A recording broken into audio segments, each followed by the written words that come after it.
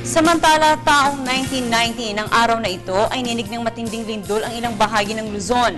Maraming buhay ang nawala at mga bahay at infrastruktura ang nasira. Ating balikan ang mga kaganapan sa trahedyang ito sa special report ni Roby Cerezo.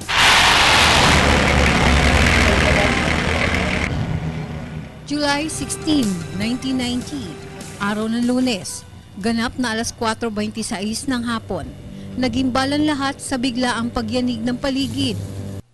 Ang sandali, unti-unti nang nagbibiyak ang lupa at ang mga gusali bumigay at ilang libong katao ang naipit, nasaktan at namatay.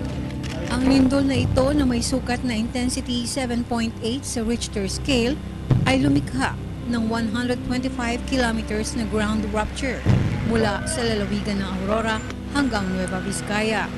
Kaya't ang mga lugar na lubhang naapektuhan at sinasabing may pinakamaraming nasawi ay ang Central Luzon at Cordillera Region.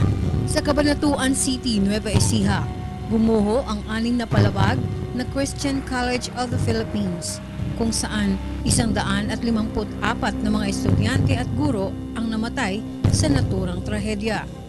Ito lang ang gusali sa Nueva Ecija na itinumba ng lindol. Isang estudyante rin na nabigyan ng karangalan ng ito'y buong tapang na nagpabalik-balik sa loob para iligtas ang ilang mga biktimang na-trap sa loob ng kanilang paaralan.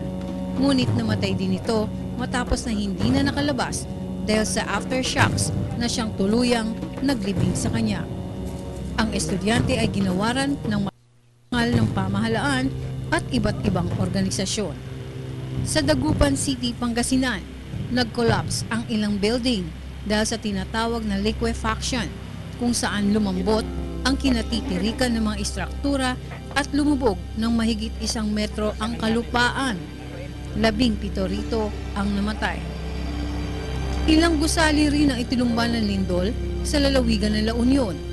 100,000 pamilya ang nilikas mula sa mga coastal communities dahil din sa liquefaction o paglubog ng lupa. 32 katao ang nasawi naman dito.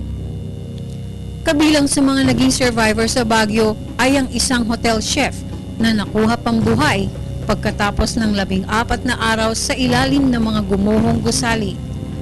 Ang kanyang karanasan ay tinaguriang world record for entombment underneath rubble. Dito rin sa Baguio City na ilabas ng buhay mula sa gumuhong hotel ang asawa ng namayapang senador na Raul Roco na si Sonia Roco, pagkalipas ito ng 36 na oras.